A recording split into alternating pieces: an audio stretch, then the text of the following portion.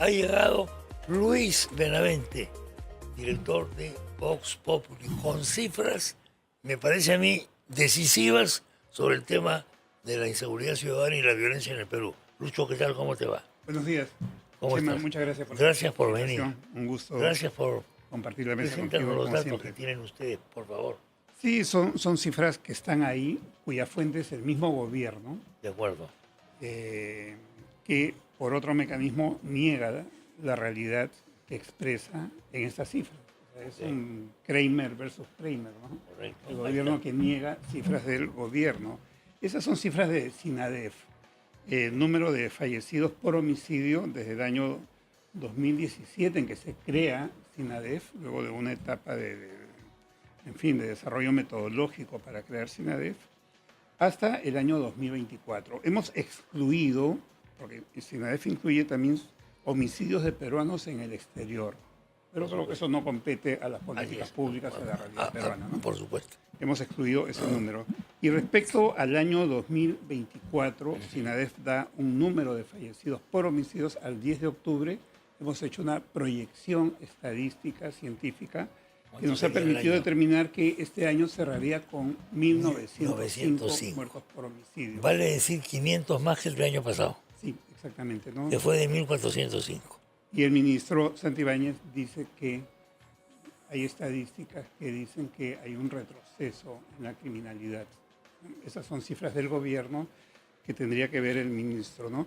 Creo que el gobierno SINADEF, sí. Y la elaboración es nuestra, ¿no? Hemos entrado con nuestro equipo a cada región del país en SINADEF y hemos extraído la información para elaborar esto con seriedad, ¿no? Nos muestra en números una realidad terrible donde el gobierno tiene que dar la cara. Sabemos que el gobierno no va a resolver en un día, en una semana, un problema tan complejo, tan estructural, etcétera, ¿no? Tampoco es suficiente con echarle la culpa a los venezolanos.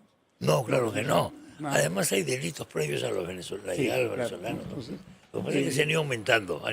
pero no hay una política, no ha habido una política coherente, ha habido parches que no han funcionado y seguimos parchando. ¿Tienes por regiones también la información? Sí, hay otra infografía donde podemos ver el número de muertos por regiones, pero lo hemos hecho en términos relativos, ¿no? Por 100.000 habitantes. Sí, exacto. De acuerdo. Por 100.000 habitantes. De la forma, digamos, más justa de hacerlo. Sí, no podemos decir cuántos números en números absolutos en cada región, porque esa comparación significaría comparar Madre de Dios con 150.000, 200.000, con Lima. Con Lima de 12 millones de habitantes. 12 millones, ¿no? A ver si podemos ver ese cuadro, por favor. No sé si nos puede seguir. El número de Ahí está el cuadro. homicidios Mira qué interesante. por regiones. Por regiones. Por cada 100.000 habitantes. Por cada 100.000 habitantes, sí. La región donde hay más muertes en el periodo de 2017 a 2024 es Madre de Dios. Madre de Dios, de Donde acuerdo. está La Pampa, una zona Pero es informal muy liberada, abultada la diferencia. donde hay trata de personas muy abultada. 178 muertos por cada 100.000 habitantes en Madre de Dios. Y en segundo lugar está Tumbes, que no suena mucho en la realidad nacional, pero, a ver, por distintas razones, en Vox Populi hemos hecho estudios en Tumbes varias veces en los últimos 15 años, y en Tumbes ya existía el tema del chantaje, de la extorsión. Hace 10, 12 años en Tumbes cobraban $1.50 dos bandas organizadas a los mototaxistas y les ponían un sticker. Y tenían 2 colores y se habían repartido la ciudad. Ya existía eso, ¿no? Tercer lugar, la libertad, que siempre se menciona y que ha hecho crisis con la zona de Patás. Bueno, la libertad, esto es la precursora de alguna manera de la violencia delincuencial. Se volvió es emblemática, ¿no? emblemática. Pero está menos que Madre de Dios, que Tumbes. Y la libertad anda por ahí con el Callao. No, las zonas de puerto siempre son zonas de alta peligrosidad en todo el mundo.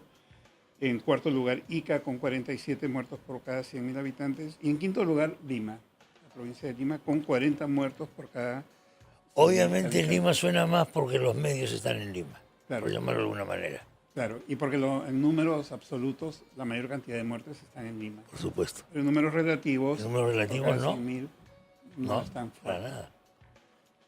Y regiones como Ucayali, Ayacucho tienen 28 o 23 muertes. por cada 100.000. Y hemos incluido en esta infografía solo las 10 regiones que tienen más muertes Sí. por cada 100.000, ¿no? Hay otras que tienen números mucho más Mucho pequeños, menores, ¿no? por supuesto. Curiosamente, las zonas del trapecio andino, del Braem, las zonas de Puno, Huancavelica, Sí. Apurímac, que es zona muy convulsionada, muy de narcotráfico, de cultivos ilícitos, etcétera, no está en este top de No, la mayor cantidad de muertes por impresionante homicidios eso. en el Perú. Es curioso. Interesantísimo ese dato. Sí, sí, sí. Muy interesante. Bueno, esto es lo último que tenemos, señores. Esto, señor ministro, señores miembros de la policía, señores congresistas, por favor, vean estos cuadros. Los congresistas, yo no sé en qué mundo viven, te voy a decir, porque no les entran balas. Ven a la gente que se moviliza, etcétera, etcétera, y no están de acuerdo, se sienten mal. Un congresista Esto descalificó el paro de sí, transportistas diciendo que eran informales, eran informales. despreciando a los Pero qué informales. horror, ¿cómo se puede decir estas Pero el cosas? transporte es informal en un 80% Pero en si el Perú. somos 80% informales todos en el Perú, señor. Entonces, creo que hay que ¿Cómo va a respetar decir a los esa? informales, ¿no? Me parece. Y hay ¿Ah? que encontrar los mecanismos de formalización, Pues el pero no fracaso despreciarlos. del Estado histórico consiste en que los informales no son incorporados al Estado. Y eso es cuestión del Estado, ¿no? Es el Los problema del informales. Estado. Exacto, ¿no? ¿De qué Entonces, están cuando este hablando? congresista, ya no voy a mencionar el nombre para ser generoso con él, descalifica a los Sí. informales, los subestima, los desprecia, Es una realmente, cosa oligárquica, una cosa despreciativa, ¿no? que los informales. Los informales, gente menor. Yo soy un aristócrata de que Sí, no han leído los nada. informales le pagan el sueldo a ese Por supuesto, congresista, le porque pagan el estos sueldo a ese informales y a los demás tienen mucho congresistas. consumo formal donde hay un pago de impuestos y están Todos contribuyendo pagamos para todos pagar. pagan IGB, Sí, entre otros impuestos. Pero hay este desprecio raro, extraño, suicida. sí, porque yo creo que esa gran fuerza laboral, esa economía informal que es tan grande, es pieza clave para comprender lo que es el Perú y para salir adelante y Sin para eso no proyectarnos entiendes al al Perú, ¿no futuro. es cierto? Claro. Pues negarlo es negar una evidencia demasiado grande, ¿no? Creo que hay que encontrar mecanismos de solución para que los informales se formalicen, se incorporen a la economía formal y mejoren su calidad de vida. Tú has dicho una cosa, estas cifras, es que son resultado de una experiencia de décadas probablemente, no se resuelve de un día para otro, pero los políticos creen que sí, porque para ellos salir en el noticiero de la noche, televisión, ya es resolver el problema. Cuando no salen en la noche, ya se sienten celosos. Entonces, pero no veo que nadie esté explicándole a la gente, ningún líder político, ¿no? Señores, esto hay que tomar medidas de tal tipo, pero no se va a resolver de la noche a la mañana. ¿Qué nos va a ocurrir? Claro, porque la respuesta ¿Qué? siempre es sobre lo inmediato. Ah, bueno, estado de emergencia, suena muy firme. No, que no vayan dos en una moto, por no vayan ejemplo. dos en una moto. ¿Qué es Entonces van eso? a ir en dos motos. Ah, Van a ir en dos motos. oye, pero la verdad. Realmente no Sí, van no, al pero de la fondo moto sí es una cosa del me parece problema, ¿no? rarísima. Y no ha habido tampoco el intento de formular políticas más disruptivas, más inteligentes, más diferenciadas, como se hizo para vencer a Sendero Luminoso. Bueno, Hubo una justamente. alianza con los comités de autodefensa, Es etcétera. justo, correcto. Pero hubo entonces un trabajo de inteligencia también. Ahora, la extorsión es crimen organizado, entonces tiene porosidad, es posible infiltrar gente, ¿no? Pero la inteligencia, la única inteligencia que veo es la artificial, ¿no? Porque no hay una inteligencia real. Entregámosle, preguntémosle a la inteligencia artificial cómo se hace, pues. Porque Pero la sería- natural no está funcionando. No. Y el problema de inteligencia artificial es que está generando una demanda de inteligencia natural que no lo encontramos No encontramos. en el gobierno. Tú has tocado un punto clave y es la inteligencia. O sea, todo esto. El otro día vino acá Juan José Gil. Él ha sido el GEIN. El GEIN fue una cosa sino que no se explica la captura de Ismael, etcétera, ¿no es verdad? Pero es un trabajo largo. Es un trabajo que toma tiempo, que necesita recursos, etcétera, etcétera, etcétera. A nivel oficial se habla poco de esto, o nada. ¿Por No, qué? no se habla de inteligencia, se volvió un tema tabú. Ha habido épocas, después del año 2000, en que ha habido mucha rotación en los jefes de los servicios de inteligencia. pero yo creo que ese es un medio para poder combatir la criminalidad, lógico, como se hizo en algún momento con Sendero Luminoso, donde la inteligencia militar peruana, policial peruana se infiltró. Todo el mundo dice que el GEIN fue decisivo para esto, pero nos hemos olvidado de eso ahora. Y pensamos que a punta de leyes, decretos y demás papeles resolvemos el problema. Sí, y no hay tampoco un comando suficiente, una articulación suficiente. El ministerio, claro, cuando el ministro dijo hace pocos días que se había reducido el número de crímenes, realmente quiere decir que no está manejando información básica de la realidad. Entonces uno dice, ¿qué está conduciendo? ¿Qué política está conduciendo este ministro? No lo digo en términos personales, ¿no? Pero no hay una No, porque articulación. yo coincido. Acá lo he tenido el ministro, una persona articulada, seria, culta, etcétera, pero su imagen está muy mal parada. Claro, claro. La gente no cree en la gente. El otro día yo salía de acá, en el ascensor me paran. ¿Qué te pareció el mensaje de Dina? Me preguntó un tipo del... No lo conozco. ¿Será un empleado o será un visitante, algún médico? Le digo, bueno, ha dicho algunas cosas que me parecen interesantes, como que, por ejemplo, la economía creció. Sí, pero no le creo, pues, hermano. Punto, se acabó. Me refutó, me dejó callado. Claro, pero también el gobierno ha hecho todo lo posible para que no le Para que crean. no le crean, pues, ese es el problema. Cuando la señora Boluarte viene con la historieta que nos contó sobre los roles, Eso para mí. eso nadie se lo Qué podía creer, fatalidad. ¿no? Qué fatalidad. No sé, El Rolex. capacidad hasta para ver una buena portada, ¿no? La maldición del Rolex ha sido... Claro, Terrible. ya qué credibilidad puedes tener a partir de eso, ¿no? Ya la pierdes. Trabajas para tus adversarios, en realidad, no tienes que hacer ningún trabajo, mejor dicho, porque ya le pones todos tus errores en bandeja de plata para el enfrentamiento político que es fuerte, evidentemente, y es fuerte en cualquier gobierno, en cualquier etapa de la historia, en cualquier país. La población, la verdad, no cree en nadie en este momento. Estamos llegando a una situación de vacío de representación política.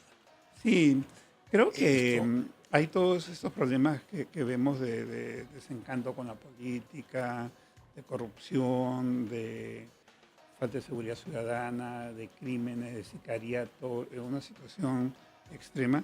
Diría que es una especie de crisis de desesperanza de los Ok. peruanos, ¿no? Bien. Entonces es más abstracta la desesperanza, una crisis económica, una crisis de seguridad, pero es peor, ¿no? Desesperanza, Porque qué buena palabra, esa es la frase del día. es peor la desesperanza Estás, porque no, estás haciendo la radiografía del estado de ánimo de la mayoría, desesperanza. sí, y es fatal, ¿no?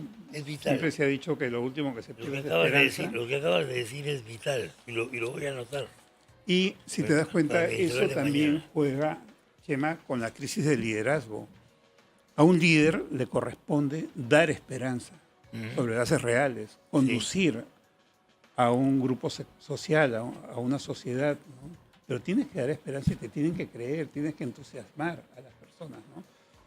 Pero si estás enfocado en los Rolex y en qué historieta cuentas y estás negando el número de muertos o diciendo que la criminalidad se ha reducido y no estás abordando los temas centrales y has perdido legitimidad y has perdido capacidad de conexión con los ciudadanos, entonces, ¿qué esperanza vas a generar desde arriba? Y las cosas desde arriba tienen, o sea, los que están arriba tienen mucho poder para influir en las personas, ¿no? Ese es el gran problema también. ¿Qué pasa con la representación democrática? Mi sensación es la siguiente. Todos los sectores que han participado en el paro, que son crecientes, y que esto no son los de un pequeño sindicato de la carretera central, no, sino son conjuntos enormes, mercados, Gamarra, etcétera, no se sienten más representados en el Congreso. Sí, No se sienten representados. hay una crisis de representación Eso es. en el mundo, que es algo muy generalizado, no solamente aquí en Perú, pero tampoco ha habido una respuesta a esa crisis, ¿no? Los partidos funcionan de nombre, los que funcionan son personas que están en el Congreso o en los cargos públicos, como ministros, o como alcaldes que están vinculados a partidos Bueno, y no no hay han hecho nada por No hay recomponer ningún la... congresista que diga, o algún líder de uno de estos partidos, aló, quiero hablar con la dirigente de Gamarra, por favor, señora, ¿podríamos conversar? Cuéntenos cómo es su vida.